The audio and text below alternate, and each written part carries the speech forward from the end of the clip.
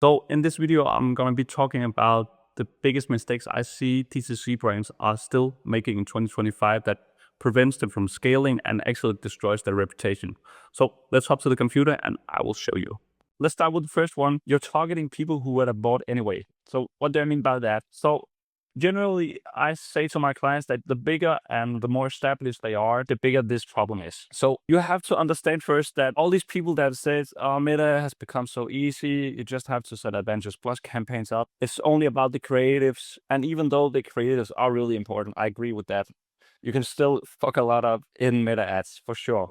So it's not that easy, and the bigger and the more established you are, more difficult it can actually become. So even though you don't set up that many lookalike or interest audiences up, you still have to be aware of some different things that can actually cost you a lot of money. Let me tell you a real story that happened to me 5 years ago when I signed one of my first clients. The client sold golf balls. I don't know if you're very familiar with golf, but when you are starting to play golf, you probably need a lot of golf balls throughout your career. Depending on how shit they are at golf, they probably need some new golf balls every second or third or fourth month, and also depending on how many balls they're buying each time. So the chances for us to approach people that would have bought anyway is quite high. What I found out is there are some different signs of that. Unfortunately, I was not aware of that before we start to scale the ROAS and double the budget. So the story is actually that we had a ROAS 16, I think, 100K budget every month. We scaled that to 200K because we saw that good results.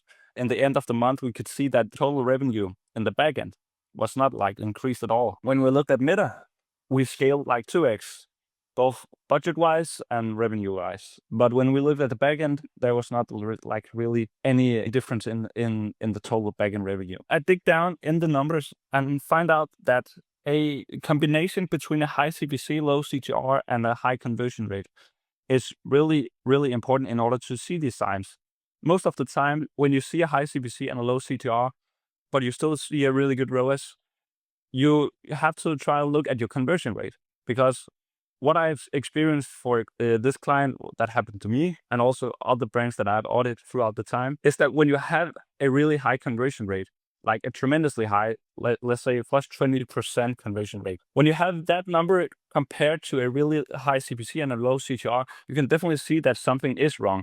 It's just unrealistic to have that high conversion rate for an e-commerce store from an ad to a purchase on the website. Meanwhile, seeing these numbers, we saw a really, really good ROAS. But when we then start looking at the view attributions, as you can see here, this is an example from a client I'm auditing at the moment. So when we start looking at these attributions window, we could see that in total we had 221 conversions attributed Meta. 184 of them was one-day view, and 37 of those was 7-day clicks. So I'm not that good at math, but 70, 80, 85% of all conversions came from one-day view. My personal view on this is that this campaign is shit. So it's much better to just exclude this one-day view from your attribution and from your ad sets, and then just get a lower ROAS. You will get a lower ROAS for sure, but you will also get more clarity in terms of, is this campaign actually profitable? Am I getting new clients, new customers with this campaign or not? So let me tell you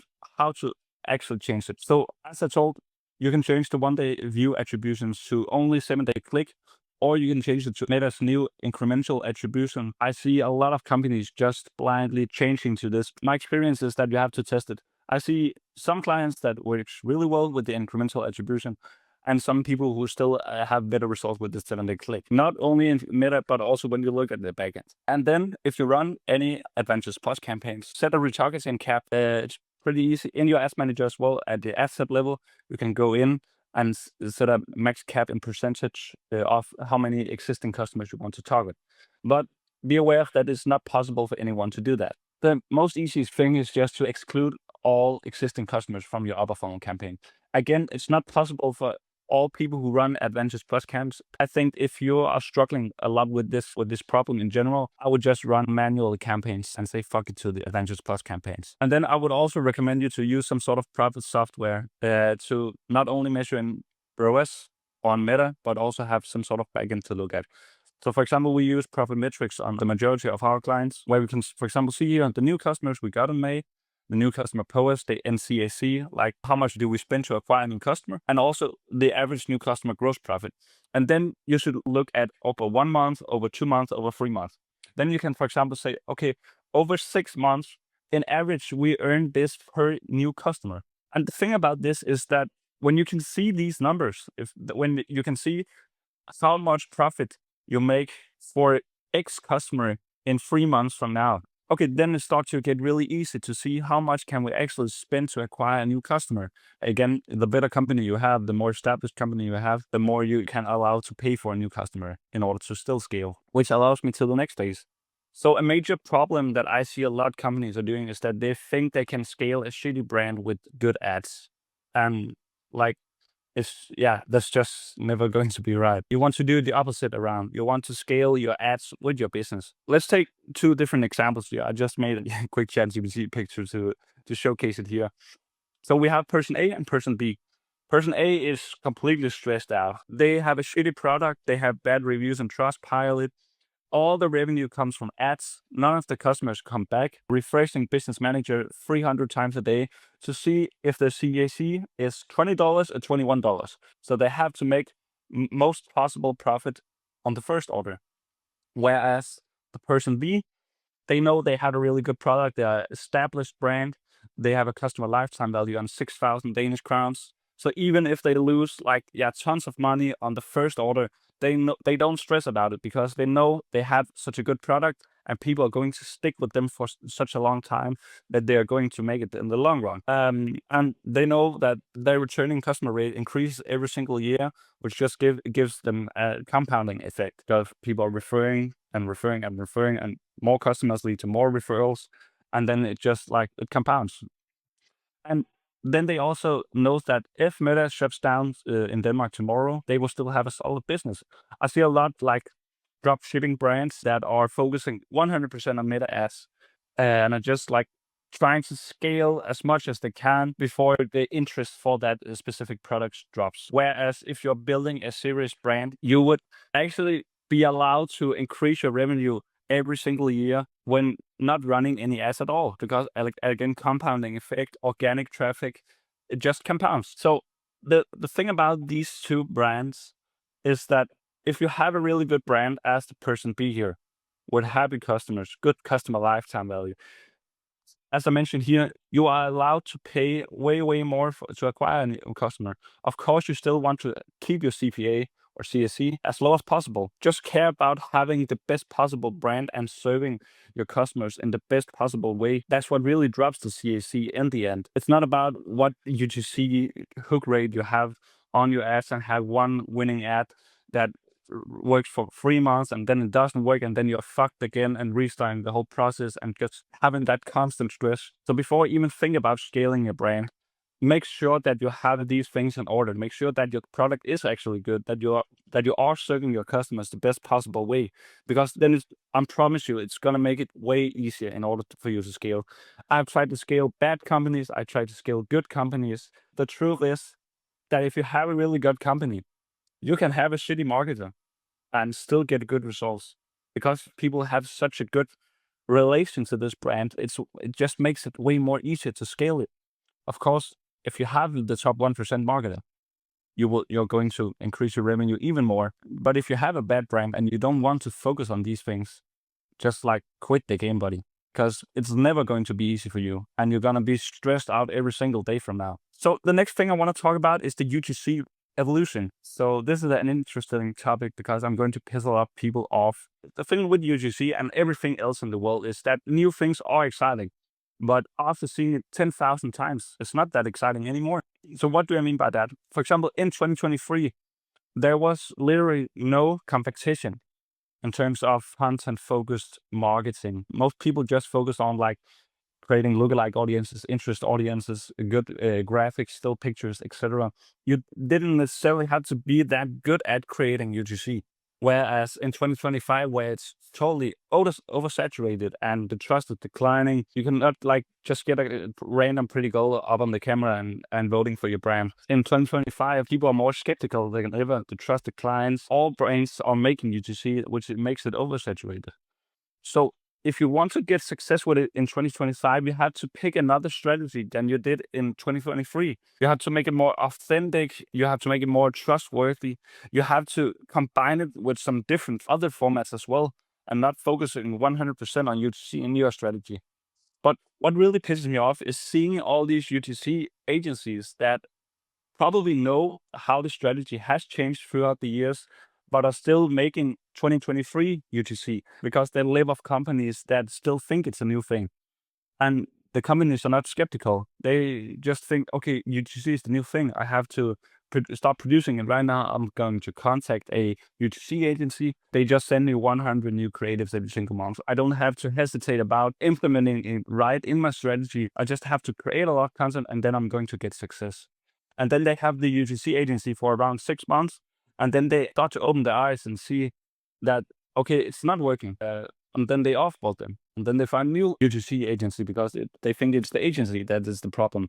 While I can say by working with a lot of different UGC agencies for the last 2 years is that some of them does know it, but it's not where the money is. They get way more money by just acquiring new clients all the time and just making a mass production of content instead of actually focusing on working with a fewer clients, taking more time to the individual, and then actually seeing some better results. You also just have some UGC agencies that just like don't know shit about it, but just like think it's the most easiest thing to make UGC, and then they just mass produce that without actually knowing what's working.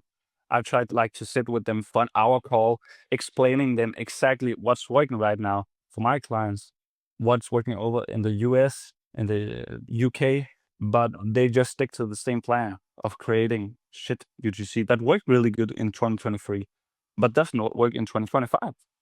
And then we also have the creators. It's pretty much the same story. We have a lot of creators that agencies don't have any requirements to.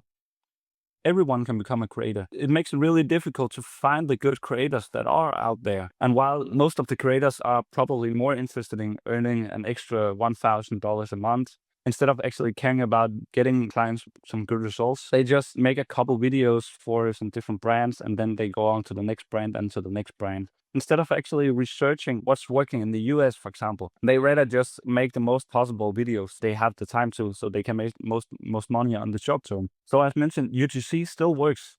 It's still a good format to use, but you have to use it in a part of your strategy. You cannot I see so many companies that just have UGC only as the only format for the entire ads manager, especially if we talk about one of these persons that really are operating on rendered land. Like if Meta shuts down tomorrow, these guys are fucked.